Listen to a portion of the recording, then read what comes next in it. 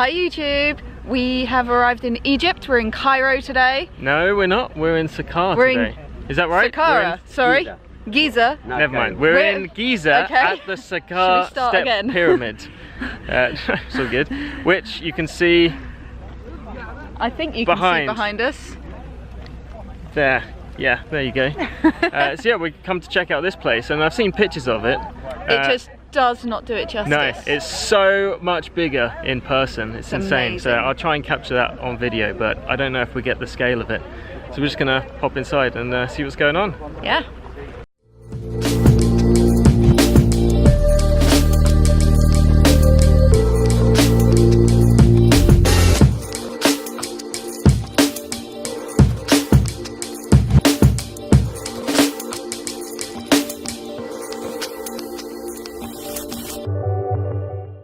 Squinting because it's so sunny and I don't have my sunglasses.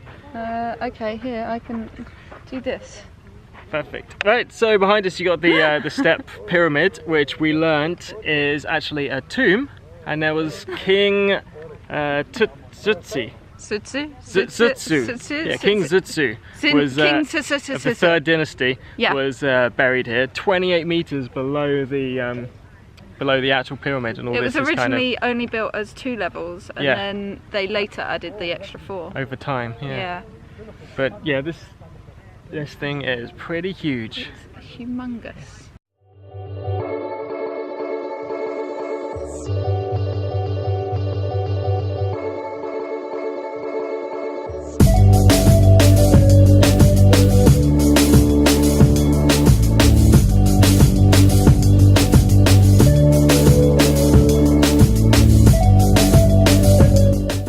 So behind me over there, as you can see, is the remains of another step pyramid. From a distance it just looks like kind of rubble, but I'll zoom in and you can see the sides of it.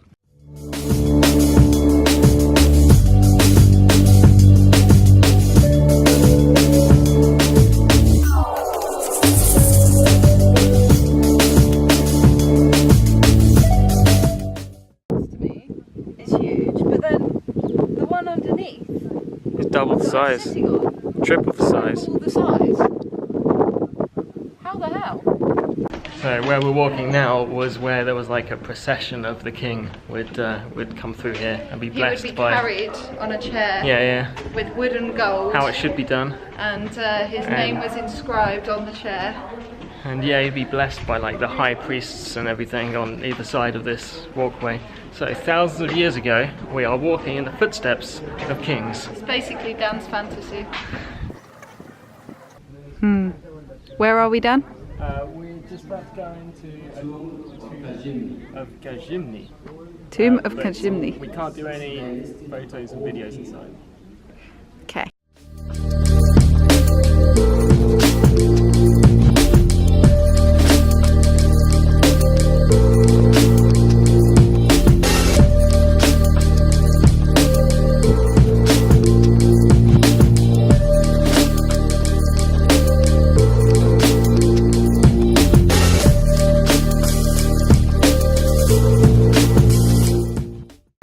So this is the Great Pyramid of Giza, the largest one, and then you can see here is allegedly an entrance into the pyramid, but despite it being labelled an entrance, was actually blocked up by bricks, and they had to they found it just by digging it out.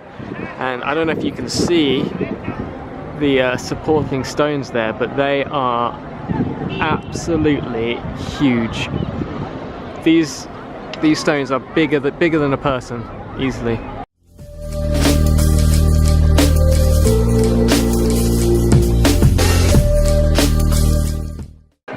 Oh wow, and that would be the entrance. You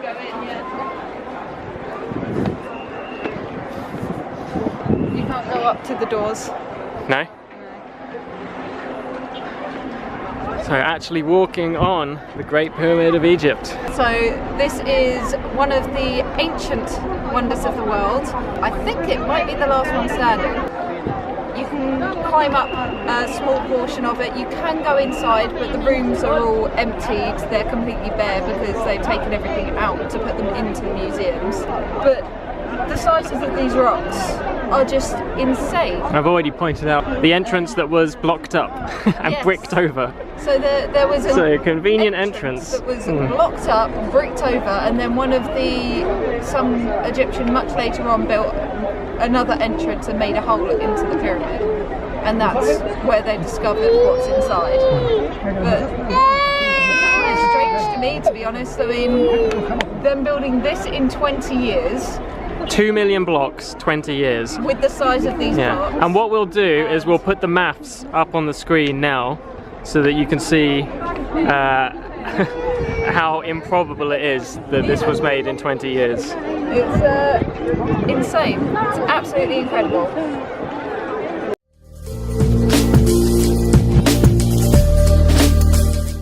And look, no health and safety either. Just you and your capabilities, responsibilities. Yeah. What are you thinking, Dan? It's amazing, isn't it? They could actually do. Well, I mean, whether the Egyptians built it or not, someone has to have built it, and it's just insane, isn't it?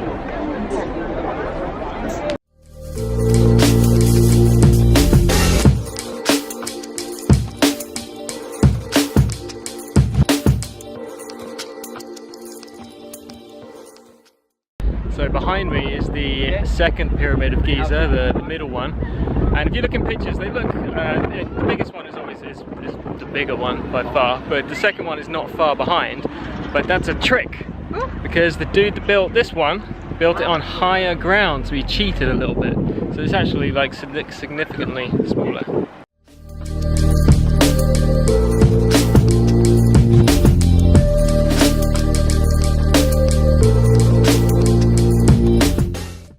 The pyramid behind me was King Khufu, and this is the one at the top that was in gold. Now, apparently, not only did he build it on higher ground and it's much smaller just to try and beat his dad, but it wasn't completely covered in gold, only because he died. And then his son, who was supposed to finish it off, stopped caring and built his own, which is the third pyramid, which is further behind.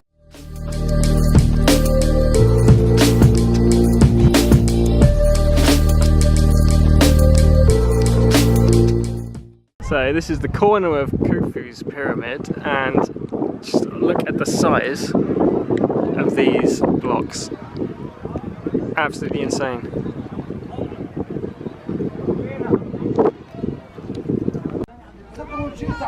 And then you've got granite lying about down here as well. Loads of it. Everywhere. Little hexagonal blocks with grooves in, and I can't work out what they would be for. So there's one theory, which is what we're kind of investigating, is that the pyramids were, or at least part of them, were built like pre-Egyptian, so from a civilization that we're not sure about. And so you can see here that all of this is limestone, is it? Yep. And then right at the bottom there you've got a nice granite slab, which looks like it's kind of like a casing for the first few levels, which is what the theory says. And there's all this granite all over the place. So yeah, my theory is that the granite you see lying around, which if you look at blocks like that one and that one, they're triangular, so they're sloped. So that would suggest that perhaps that was a granite outer casing along the bottom Yeah. part of it. And then Khufu, whoever he was, built on top of it. Possibly. Which makes sense, because that would stick more to the Mustafa theory.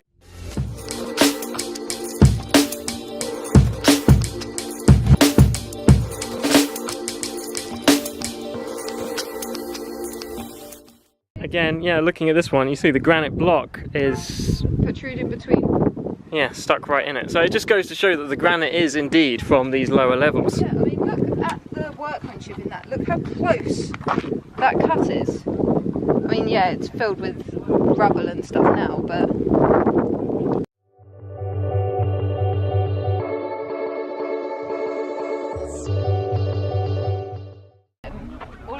outside bit, the technique used on these is superior from the one above, isn't it? So we are at the third pyramid, the smallest of the three.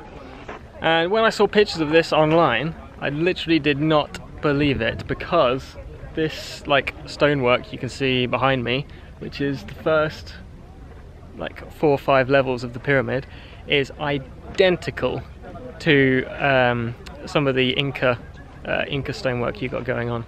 So it does make you wonder who built these.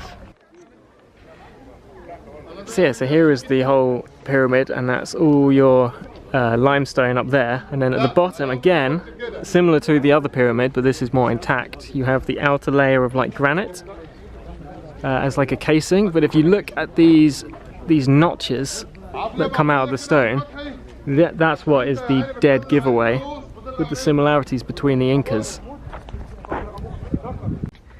And again, you got more of these circular hexagonal stones with the grooves that we asked our guide about, and he did not know what they were for.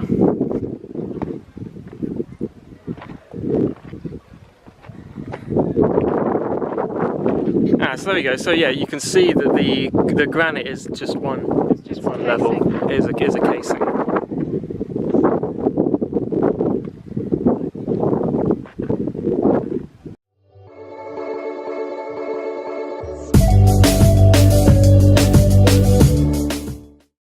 So as Charlie has discovered, there seems to be some kind of colouring on the rock.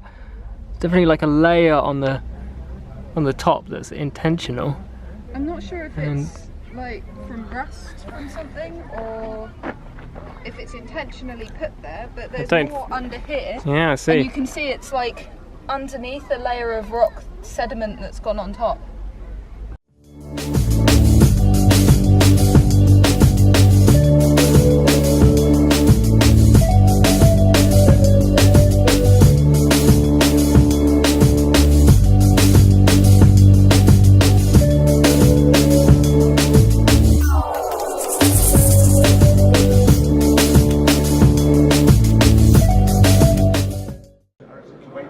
We are in the entrance to the Sphinx. You have to go through like this kind of like temple area, I guess, before you can get there. And it's made of pure granite. And if you look behind me at the precision of the granite is insane, and the size of it.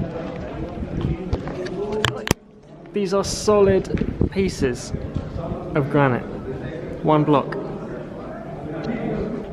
So again, here in the Sphinx's temple, you see the polygonal walls where it doesn't really fit exactly. Everything's a bit disjointed. That's classic pre-Inca work.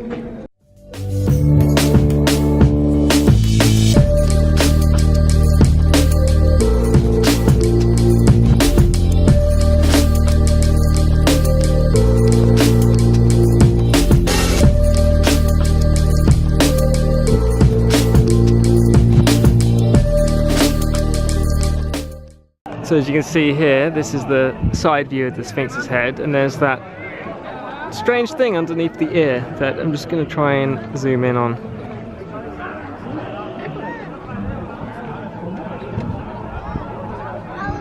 Not too sure what that is for, but looks like an opening of some kind, I think.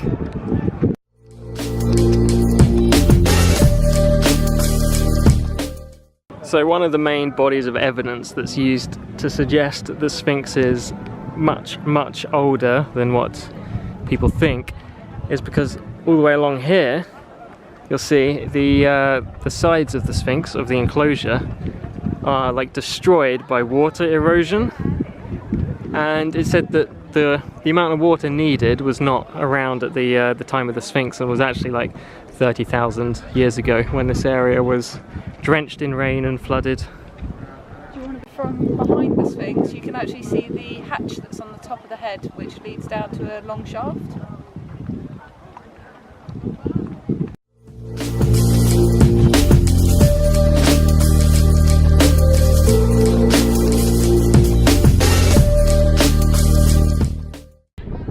Right, well, we are with Adam from Adam Egypt Tours. You can find him on Facebook.